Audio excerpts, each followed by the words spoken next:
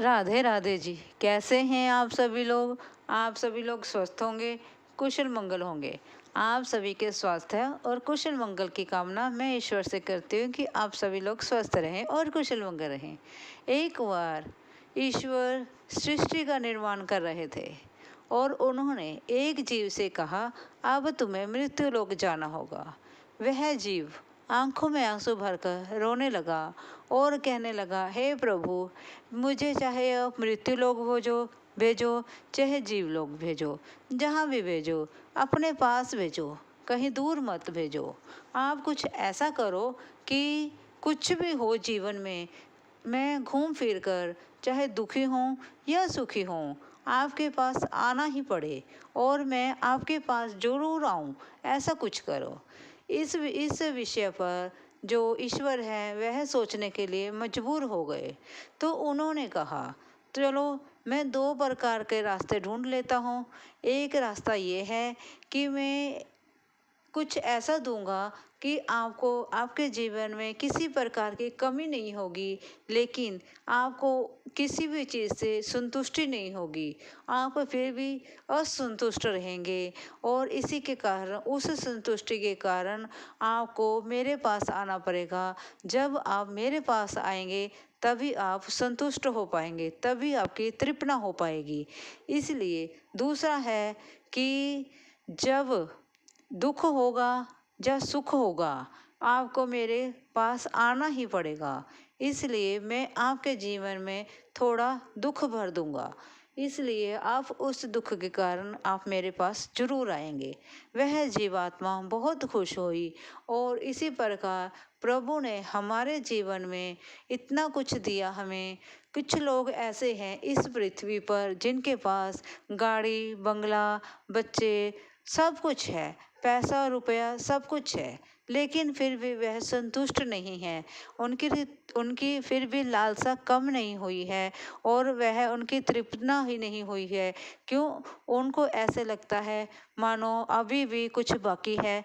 शायद उन्हें यही नहीं पता कि उन्हें जीवन में चाहिए क्या। इसीलिए भगवान ने यही तो इंसान में भर दिया है कि इंसान को ईश्वर चाहे जितना भी दे, वह कभी भी संतुष्ट नहीं होगा। संतुष्ट होने के लिए उसे तो प्रभु के चरणों में जाना पड़ेगा। और दूसरा भगवान ने हमें ये दिया है थोड़ा सा दुख, जो ईश्वर का प्रसाद है।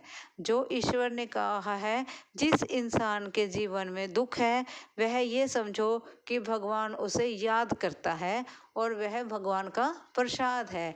ईश्वर ने प्रसाद रूपी हमें दुख दिया है ताकि हम ईश्वर को याद करें और उसके चरणों में जाएं। और जिनके पास दुख है वही तो भगवान को याद करते हैं। सुख में कौन याद करता है? कभी आपने देखा है कोई सुख, किसके पास खुशी आई या कोई सुखी है तो वह भगवान को याद कर रहा हो? नहीं। जिस इंसान के जीवन में दुख होते हैं, जिस इंसान के जीवन में किसी चीज़ की कमी होती है, वही इंसान ईश्वर के पास भागा भागा जाता है या मंदिर में भागा भागा जाता है ताकि भगवान जी उसकी परेशानियों को कम करे, उसके दुखों को दूर करे। और वह 10 मिनट, घंटा, आधा घंटा, 5 मिनट, जितना समय भी हो सके वह ईश्वर के चरणों में बैठता है और प्रार्थना करता है, हे ईश्वर, मेरे दुखों को कम करो, मेरे दुखों को दूर करो। इस प्रकार से हमें पता चलता है कि ईश्वर इंसान की सुनता है। भगवान जो है वह इंसान की सुनता है। इंसान भी तो भगवान ने ही बनाए हैं, जिसमें कुछ रूप भक्त के हैं, कुछ इंसान के मानो, कुछ लालची के मानो, कुछ अच्छे इंसान हैं। तरह तरह की दुनिया है। जैसे कि एक हाथ की 5 उंगलियां हैं, सभी अलग अलग हैं, उसी प्रकार से इस संसार में भी तरह तरह के ही लोग हैं, लेकिन आखिरकार उन्हें जाना तो ईश्वर के ही चरणों में पड़ता है। जो जिसके पास गाड़ी बंगला सब कुछ है, वह भी किसी न किसी कमी के कारण, किसी न किसी असंतुष्टि के कारण ईश्वर के पास तो जाता ही है और वह भी ईश्वर के चरणों में ही जाके ही संपन्न होता है। उसी प्रकार से अगर हम दुख को ईश्वर का प्रसाद समझेंगे और दुख के साथ लड़ने की कोशिश करेंगे तो वह अपने आप ही कम हो जाएगा और हमें उस दुख से लड़ने के लिए उस दुख से निकलने के लिए हमें कोई ना कोई रास्ता जरूर मिल जाएगा। जब हम ये समझते हैं कि ये दुख हमारे भाग्य के हैं तब हमें रास्ता नहीं मिलता, लेकिन जिस दिन हमने ये समझना शुरू कर दिया कि यह दुख जो है ईश्वर ने हमें दिया है, ये उसका ही प्रसाद है। क्यों दिया है?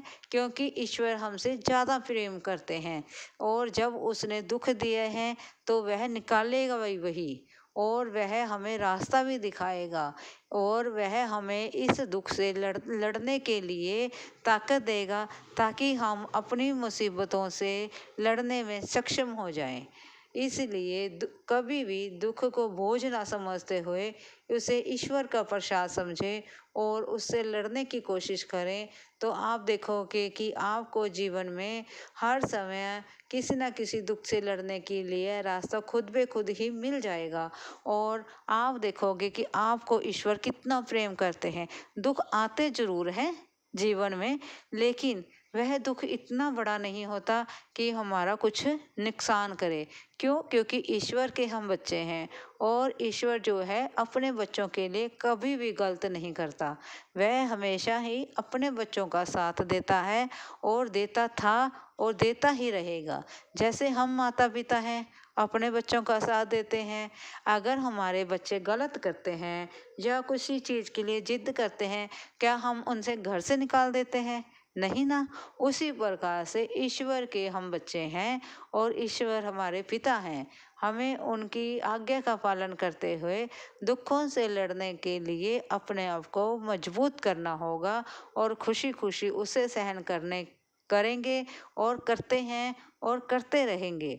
इसी प्रकार हम अपना जीवन अच्छा बनाएंगे, दुख में ना होकर दुख को खुशी में बदलने की कोशिश करेंगे।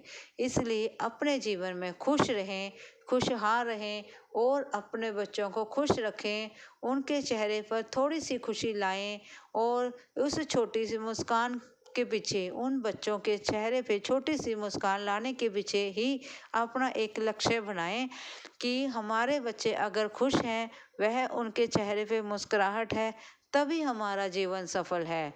इसलिए अगर आपको इस छोटी सी वीडियो में कुछ भी अच्छा लगा हो या कुछ भी आपको मोटिवेशन मिली हो, प्लीज़ लाइक और सब्सक्राइब जरूर करें। Thank you ji.